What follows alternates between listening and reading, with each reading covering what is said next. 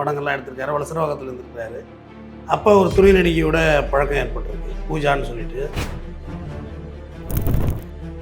பணம் கொடுத்தது அந்த பணத்தை திருப்பி கேட்டதாகவும் தன்னை திருமணம் செய்து கொள்ள ஜெயக்குமார் வற்புறுத்தியதாகவும் சொல்லப்படுகிறது. அப்போ என்ன செய்கிறாங்க, பூஜா திருமணம் செய்து கொள்ளவும் விரும்பலை, பணத்தையும் திருப்பி கொடுக்க முடியாது அப்படிங்கிறதுல இந்த மாதிரி பணம் கேட்டார், கொடுத்த காசை கல்யாணம் பண்ணி சொன்னார், அதனால் ஒரு டார்ச்சராக இருந்தது. அதனால் விழுப்புரம் பக்கத்து வரவழைச்சி அவரை மர்டர் பண்ணோம் அப்படின்னு 9 பேரை தூக்கியிருக்காங்க. அதில் 2 பேர் ஜூனியர், பாக்கி 7 பேர் மேஜரானவங்க. யார் ஒருத்தவங்க பிடிக்கலன்னு சொன்னாலும் இன்னொருத்தவங்க டீசெண்டாக போயிடுறது தான் நல்லது. பிடிக்கலன்ட்டாங்களா, நான் அவனுக்கு அதை கொடுத்தனேன், வீடை கொடுத்தனேன், வாசலை கொடுத்தனேன், பிரிட்ஜை கொடுத்தனேன், ஏசியை கொடுத்தனேன்னா கொடுத்தது இருந்த கழிஞ்சு போச்சு, போயிட்டே இருக்கணும் டீசெண்டாக.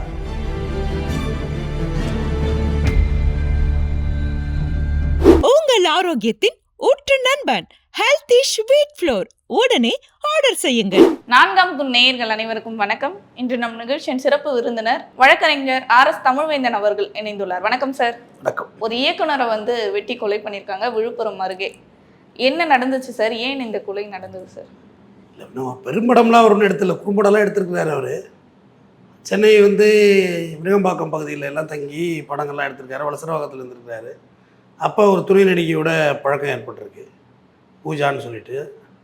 அப்படியே பழக்கம் நாளடைவில் அவங்களுக்குள்ள ரொம்ப அந்யோன்யத்தை உண்டு பண்ணியிருக்கு. அப்படியே வாழ்ந்திருக்காங்க, பேலன்ஸாக பேராக போயிருக்காங்க. ஆனால் ஆக்சுவலாக அவர் விழுப்புரம் மாவட்டம் பில்ராம்பட்டு பகுதியில் தான் அவர் மர்டர் ஆகி கிடக்கிறாரு. ஆனால் அவரோட நேட்டிவ் சவுத் சைடுன்னு சொல்கிறாங்க. அவரை ஜெயக்குமார் பேர்.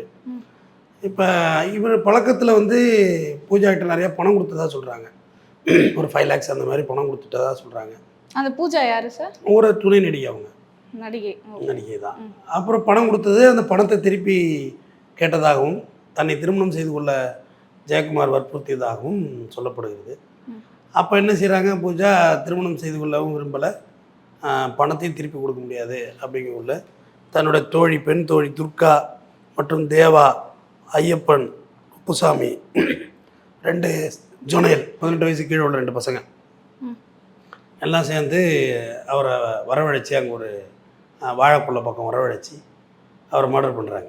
மர்டர் பண்ணி போட்டாங்க. ஆனால் 7ஆம் தேதி தான் பாடி செக்யூர் ஆகுது. மேபி மர்டருக்கு முன்னே நடந்திருக்கணும் அப்படின்றது தான் தகவல். அந்த பாடியை பிஎம்க்கு அனுப்பிட்டு, விழுப்புரம் ஜிஹெச்சுக்கு அனுப்பிட்டு, நுண்டியம்பாக்கம் ஜிஹெச்சுக்கு பாடி அனுப்பிட்டு, அப்புறம் ஒரு தனிப்படை அமைக்கிறாங்க, ஸ்பெஷல் டீம் ஒன்று அமைச்சிறாங்க. அமைச்சு அந்த செல்ஃபோன் லொக்கேஷன்லாம் வச்சு பார்த்தா, ஏன்னா அது காடு பகுதியாக இருந்திருக்கு. ஃபுட்டேஜுக்கு அவ்வளோ பெரிய வேல்யூவேஷன் இல்லை அந்த இடத்துல, விவசாய பூமியாக இருந்திருக்கு. சவுக்கு தோப்பு இது மாதிரி ஃபுட்டேஜ். சவுக்கு தோப்பில் ஒரு பக்கம் நுழைஞ்சி ஏதாச்சும் ஒரு பக்கம் வெளியாகிடலாம். ஃபுட்டேஜ் வாட்ச் பண்ணுறது அவ்வளோ ஈஸி கிடையாது அதில். ஸோ சிசிடிவி ஃபுட்டேஜையும் பார்த்துருக்காங்க, கிடைக்கல. அப்புறம் டெக்னிக்கல் விட்னஸ் டெக்னீஷியன்ஸை வரவழைச்சி டவர் லொக்கேஷன்லாம் பார்த்துருக்காங்க, யார் யார் இங்கே இருந்திருக்கா போயிருக்காங்க. உள்ள தான் இவங்கெல்லாம் சென்னை கூலாக இருந்திருக்காங்க வீட்டில். அந்த கொலை பண்ண பயமே இல்லாமல் சாதாரணமாக இருந்திருக்காங்க வீட்டில். அப்புறம் சென்னை எல்லாரையும் கேட்சப் பண்ணுறாங்க போலீஸ். 9 பேரை தூக்கியிருக்காங்க. அதில் 2 பேர் ஜூனியர், பாக்கி 7 பேர் இங்கே மேஜரானவங்க. தூக்கிட்டு போய் விசாரிச்சிருக்காங்க. விசாரிச்சிடல இப்போ இந்த உண்மையை சொல்கிறாங்க. இந்த மாதிரி பணம் கேட்டார், கொடுத்த காசை அப்புறம் கல்யாணம் பண்ணி சொன்னார், அதனால் ஒரு டார்ச்சராக இருந்தது, அதனால் விழுப்புரம் பக்கத்து வரவழைச்சி அவரை மர்டர் பண்ணோம் அப்படின்னு சொல்கிறாங்க. மேபி திருநெல்லையிலேருந்து கூட வரவழைச்சிருக்கலாம். ஃபோன் காலில் வரவழைக்கிறது தானே, பேச்சுவார்த்தை நடத்தலான்னு சொல்லி. இல்லை, இது இந்த விழுப்புரம் சம்மந்தப்பட்ட லொக்கேஷனில் யாராவது இருப்பாங்க, அந்த களப்பகுதி தெரியாமலாம் கொலைக்கு பண்ண மாட்டாங்க, யாராவது அந்த பகுதியை சார்ந்தவங்களாக இருப்பாங்க. அது ஃபர்தராக விசாரணையில் தெரிய வரும். ஆனால் இதில் இன்னொரு விஷயம் அவங்க குறிப்பிட்டிருக்குது என்னென்னா, அந்த கொலை பண்ணது முன்னாள் காதலன் கூட சேர்ந்து இவங்க காதல் பண்ணது என்ன சார்? முன்னாள் காதல் ப்ரெசென்ட் ஃபியூச்சர் தான் எல்லா பொண்ணுங்க எல்லாம் லவ்வர்ஸ் வச்சுருக்காங்களாம்மா. முன்னாள் காதல், அப்புறம் இன்னால் காதல், எதிர்கால புருஷன் எல்லாரும் தான் இருக்காங்களே, வரிசையாக ஃபீல்டில் இருக்காங்க தானே. இது நம்ம அடிக்கடி சொல்கிற விஷயம் அதுதான். யார் ஒருத்தவங்க பிடிக்கலன்னு சொன்னாலும் இன்னொருத்தவங்க டீசெண்டாக போயிடுறது தான் நல்லது. பிடிக்கலன்ட்டாங்களா, நான் அவனுக்கு அதை கொடுத்தனேன், வீடை கொடுத்தனேன், வாசலை கொடுத்தனேன், பிரிட்ஜை கொடுத்தனேன், ஏசியை கொடுத்தனேன்னா கொடுத்தது இருந்த கழிஞ்சு போச்சு, போயிட்டே இருக்கணும் டீசெண்டாக. அதை போய் பெருசாக போட்டு ஏற்றுனோம்னா அப்புறம் இப்படி தான் நிற்காது. 5 lakhs பணம் கொடுத்தேன்னா இருந்தோம்னா பழகிருக்கீங்கள, முடிஞ்சு போச்சு, சரி நீ வேலையை போய் நான் வேலையை பார்க்குற போயிடணும். அந்த மனநிலைக்கு இங்கே யாருமே வர்றது கிடையாது. ஒரு அப்படியே பணத்தை ஏமாற்றிட்டா, என்ன ஏமாற்றிட்டா, லவ் ஃபெயிலியர் கதையெல்லாம் கேட்டோம்னா ரொம்ப வேதனையாக இருக்குது. அதில் ஃபெயிலியர் ஆகிறது என்ன இருக்குண்ணே, படமா சக்ஸஸ் ஆகிறது, ஃபெயிலியர் ஆகிறது வாழ்வியலுங்க. சக்ஸஸ்னால் என்ன, சக்ஸஸ்க்கு எண்டே கிடையாது. ஃபெயிலியருக்கு எண்டு கிடையாது. இப்போ எல்லைக்கு தோல்விக்கு அது எண்டு. ம். என்னோட மரணம் தான் என்னோட கடைசி தோல்வியாக இருக்கும். வேற என்ன இருக்குது?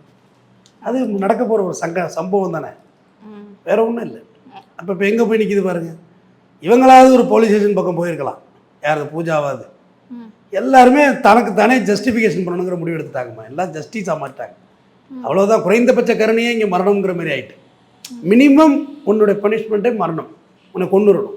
எப்படி கொலை எப்படி முடிவாகும்? எண்டே இல்லையா அதுக்கு? அதுக்கு உரிமை யார் சார்? ஒருத்தரோட உயிரை எடுக்கிறதுக்கு யாருக்கும் உங்க உரிமை கிடையாது நெக்ஸ்ட் இல்லையா? Beginning start. ம். இது is not end. Murder is not end. Next beginning started thus. இன்னொரு அனதர் லைஃப் ஸ்டைல், இன்னொரு வாழ்வியல் முறை ஆரம்பிக்கும். இப்போ நீ 4 பேரை சேர்த்து கொலை பண்ணுற, உன்னை சும்மா விட்டுருவாங்கன்னு நினைக்கிறீங்களா? தேவைப்படுறப்பெல்லாம் பணம் கேட்பாங்க, உன்னை எப்படி வேணுமோ பயன்படுத்த நினைப்பாங்க. ஃபீமேலில் மேலே இருந்து அடித்தடி நடக்குது ஜெயிலில். 7 பேர் ரிமாண்ட் பண்ணுறாங்க ஜெயிலில். ரிமாண்ட் பண்ணி அன்னைக்கு நைட்டு அடிச்சுக்கிறாங்க, மாரமெல்லாம் கொண்டு அவர் பிளாக் பிரித்து போடுறாங்க. ஒன்னால தான் நான் வந்தேன். ஏன்டா ஒரு குவார்ட்டருக்கு அவன் கூட வந்து தெண்டமாடா என்னை குலகேஜில் கொண்டாந்து கோத்து விட்டு அன்றைக்கி தான் போயே இருப்பான் அவன். அன்றைக்கி தான் போயே இருப்பான் ஃபஸ்ட்டு. மர்டர் ஆகிடாங்க. ஒரு பிரியாணிக்கு வந்த வீட்டுக்கு ஃப்ரைட் ரைஸ் வாங்க வந்தவங்க நீ கொண்டு வந்து உள்ளே உட்கார வச்சுட்டீங்களடா அப்படின்ற மாதிரிலாம் இருக்கும். அதில் போதையில் இதில் ஏதாவது செஞ்சுருவாங்க. அப்போ உள்ள சண்டை நடக்குது. இப்போ இவங்க சும்மா இருப்பாங்களா? வெளியே வந்து பூஜாவுக்கு ஒரு நிம்மதியான லைஃப் ஸ்டைல் அமையுமா? ஒரு பக்கம் சட்டம், இது குண்டாஸ் போடுவாங்க. ஒரு பக்கம் காவல்துறை, இன்னொரு பக்கம் கோர்ட்டுக்கு வாய்தாவுக்கு போகிறது, இன்னொரு பக்கம் நீ ஒரு வக்கீல் வச்சு ஃபீஸ் கொடுக்கணும், இன்னொரு பக்கம் சாட்சியெல்லாம் கொண்டு வரணும், இன்னொரு பக்கம் இவங்க அத்தனை பேரையும் நீ மேனேஜ் பண்ணணும். வேலைக்கு போக மாட்டாங்க, உன் வீட்டில் உட்காந்து சீட்டு விளாண்டு உட்காந்துருப்பாங்க குடிச்சிக்கிட்டு. நீ என்ன பண்ணுவேன்? உனக்காக தான் கேஸ் எடுத்தேன், நான் சும்மா போனேன், நீ கேஸ் வாங்க வச்சுருக்கேன் அப்படிம்பாங்க. அப்புறம் உன் மேலே கை வச்சாலும் லேடிஸ் என்ன செய்ய முடியும்? இது பல இடங்கள்ல நடக்குது. வெளிப்படையாக சொல்ல போனால் இதுதான் உண்மை. கேங்ஸ்டர் லைஃப் ஸ்டைலுங்கிறது வேறு. அவங்க ஃபேமிலியே கிட்ட வராது, அவங்க தனியாக இருப்பாங்க. கேங்ஸ்டர் தனியாக இருப்பாங்க, அவங்களுக்கு குடும்பத்துக்கு சம்மந்தம் கிடையாது. இன்ஃபேக்ட் அவங்க ஃபேமிலியை மதிப்பாங்க. பட் இங்கே ஃபீமேலே அக்யூஸ், பூஜாவே அக்யூஸ் ஆகிடுதுல்ல, அப்புறம் என்ன இருக்க போகுது? இது உழைச்சி இவங்க கொட்ட வேண்டியது தான். அந்த 9 பேரே இவங்களுக்கு அப்படியே எதிராக மாற வாய்ப்பு இருக்கா? தாராளம் மாறிக்குவாங்கல்ல. மாறுறாங்களே, கொலை பண்ணி வெளியே வந்து அந்த டீமே போடுறாங்களம்மா. ஏன் மாற மாட்டாங்க? அதாவது ஒரு குறைந்தபட்ச கருணையே கொலைன்னு ஆகிப்போச்சு. அப்புறம் உன்னிட்ட பாவ புண்ணியம் பார்க்குறதுல என்ன இருக்குது? ஒன்றுமே கிடையாது. இதில் வேற 18 வயசுல இருக்க பசங்களும் இருக்காங்க. இல்லை என்னத்தான் சொல்கிறது, யார் கொலை பண்ணுறதுலாம் இப்போ விவசாயம் இல்லாமல் போயிட்டு. ஜுனைல் மர்டர்லாம் இப்போ அதிகமாகிட்டு. போதகதையை வாங்கி கொடுத்து அழைச்சிட்டு போயிடுறாங்க. அழைச்சிட்டு போய் அவங்களுக்கு அது ஹீரோயிசம் ஆகி போகுது, ரீல்ஸ் பண்ணுறதுக்கு போய் பண்ணுறாங்க. இதனோட பின்விளைவுகள்லாம் தெரியாமல் இந்த மாதிரியான சம்பவத்தெல்லாம் ஈடுபடுறாங்களா சார்? பிட்விளைவில் என்ன தெரியாமல் போச்சு? எத்தனை குடும்பம் நாசாவை போய் நிற்கிறது பார்க்குறாங்க. அதெல்லாம் ஒன்றும் இல்லை, இவங்கெல்லாம் தெரிஞ்சுதான் பண்ணுறாங்க. குடித்தா போதை ஏறுன்னு தெரியுமா தெரியாதா? கிருன்னு வரும்னு தெரியுமா தெரியாதா? ஸ்மோக் பண்ணால் லங்ஸ் ஃபெயிலியர் ஆகிடும், ரெஸ்பிரேட்டர் பாதிக்குன்னு தெரியுமா தெரியாதா? எல்லாம் தெரிஞ்சுதான். பைக்கில் வேகமாக போறீங்கள முறுக்கிக்கிட்டு ஸ்பாட் அவுட் ஆகும்னு தெரியுமா தெரியாதா? தெரியாமல் பண்ணிட்டாங்கலாம் சொல்லாதீங்க, எல்லாருக்கும் எல்லாம் தெரியும். ஆனாலும் பண்ணுறது டக்கு ஒட்டக்கா பண்ணுறது தான். ஏதாவது ஒரு இப்போ அவங்கள ஒரு ஆசை வார்த்தை கூட்டி அழைச்சிட்டு போயிடுறது. இது என்ன வாழ்வியல்? நான் கேட்குறது என்ன வாழ்வியல்? எப்படி நிம்மதியாக வாழ முடியும்? ஜெயக்குமார் மேலே சரி இருக்கா, பூஜா மேலே சரி இருக்காங்கிற கான்செப்டுக்குள்ளேயே நான் போகல, வெளியிலே நிற்கிறேன். இது என்ன வாழ்வியல்? எதை நோக்கி பயணிக்குது?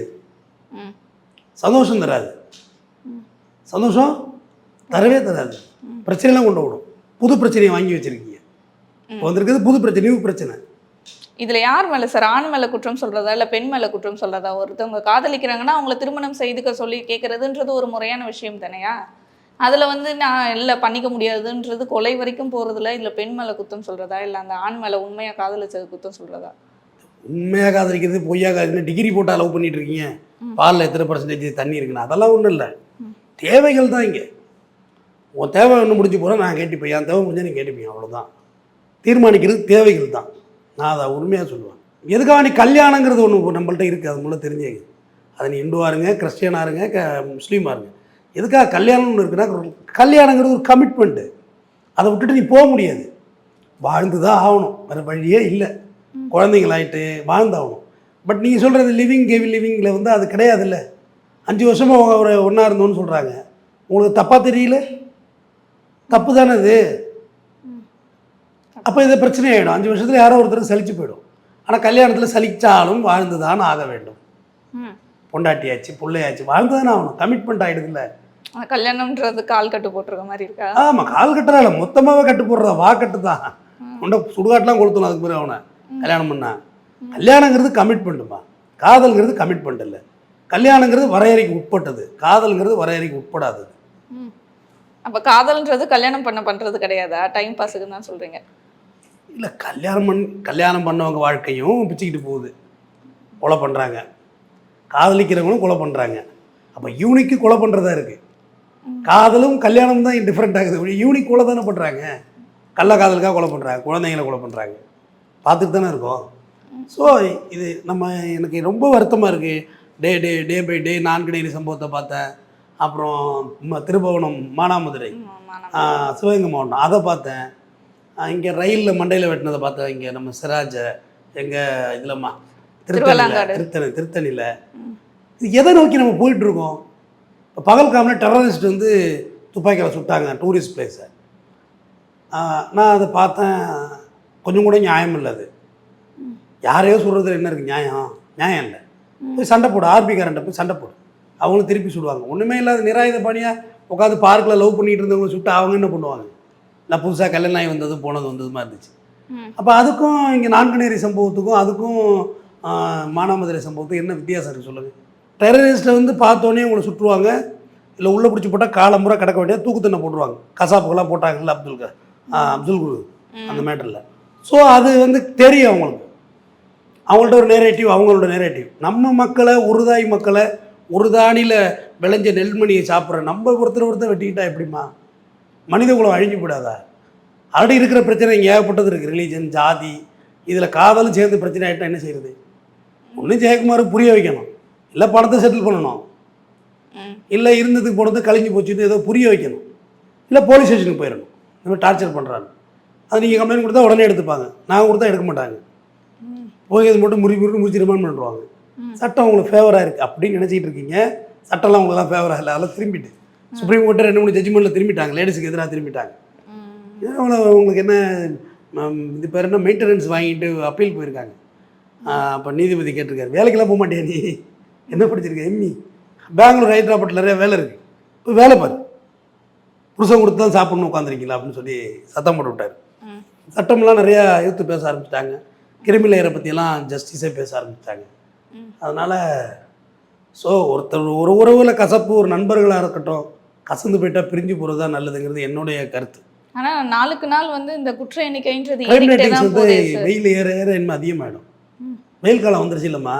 வெயில் காலத்துக்கும் இதுக்கும் என்ன? ஆமாம்மா, ஊட்டி கொடைக்கானலில் குளம் நடந்துக்கிட்டு இருக்கா டெய்லி. பேப்பர் எடு, அதோட வெதர் சுச்சுவேஷன். அது நம்ம இரிட்டேட் ஆகிடும். இப்போ வெயில் அதிகரிச்சு இரிட்டேட் ஆகிடும், கிருன்னு ஆகிடும். இப்போ திறந்து ஒரு கோட்டரை குடிச்சாங்கன்னு வச்சுங்க, ஏறிடும் சர்ன்னு. அதுதான் சொல்கிறேன். நான் அதை ரொம்ப வாட்ச் பண்ணியிருக்கேம்மா. ஊட்டி கொடைக்கானல் எல்லாம் கூலிப்பட அட்டாக்கே இல்லை. கொடைக்கானல் ஊட்டியில் இது வரைக்கும் இல்லை கூலிப்பட அட்டாக். ஆனால் நம்மளும் கீழே இருந்து மேலே போனவங்க தான் அடிக்கிறாங்க. இப்போ கூட ஒரு நடிகையோட அப்பாவை கொண்டாங்க இல்லை, அது வந்து கீழே இருந்து போன டீம் தான் அடிக்குது. அங்கே யாரும் பண்ணிக்கிறது இல்லையே. இங்கே இருந்து போய் கொடைக்கானல் ரூமை போட்டு தொங்குறது. லாஜிக்கார அந்த ரூமை அதை க்ளீன் பண்ணி அவன் கேஸ் வாங்கி போலீஸ் பூட்டி வச்சு எப்போ வாடகைக்கு விடுறது? மறுபடியும் கொடைக்கானலில் போய் தொங்குறது. மூணாரில் போய் செல்லில் மெசேஜ் கொடுத்து புருஷனை கொலை பண்ணுறது. சென்னையிலேருந்து ஒரு தம்பதி போய் கொண்டாங்கல்ல. ஸோ இங்கேருந்து போகிறவங்க தான் அஃபென்ஸ் பண்ணுறாங்க. சீதோஷநிலை ரொம்ப முக்கியமானதுமா. மன அமைதிக்கு அது ரொம்ப பெரிய அமைதிக்கு ரொம்ப முக்கியமான சீதோஷநிலை. வெப்பமான பகுதியில் இருந்தால் வெப்பம் இரிட்டேட்டாக தான் இருக்கும். எதுக்கு இந்த ஏசியெல்லாம் ஆஃப் பண்ணிட்டு உட்காந்து பேசினா எப்படி இருக்கும்? துறன்னு ஊற்றிட்டு வேற்றுக்கிட்டு டென்ஷன் ஆகிடும். எது கம்ஃபர்ட்டாக உட்காந்து பேசுகிறோன்னா அது காரணம் அதுதான். தொடர்ந்து பேசுவோம். நன்றி சார்.